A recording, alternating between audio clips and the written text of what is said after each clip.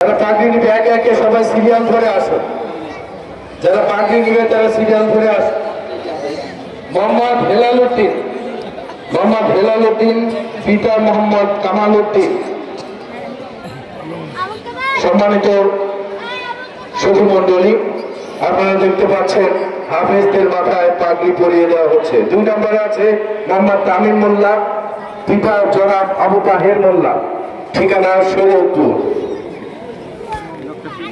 3 নম্বরে আছে মোহাম্মদ আমিনুল ইসলাম লিমন, পিতা জনাব কামাল উদ্দিন রানী, ঠিকানা শরীয়তপুর।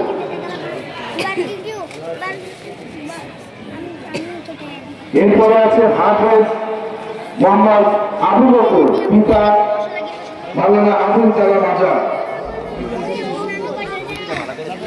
হাফেজ আবু বকর। 2 নম্বরে আছে হাফেজ উসমান গনি, পিতা জনাব বনি হোসেন। 3 নম্বরে আছে হাফেজ আব্দুর রহিম, পিতা মোহাম্মদ মাসুদ শেখ। 4 নম্বরে আছে হাফেজ সিফাতুল্লাহ, পিতা মোহাম্মদ আব্দুল আলী। এবং 5 নম্বরে আছে হাফেজ মোহাম্মদ আরাফাত, পিতা মোহাম্মদ আব্দুল আলী।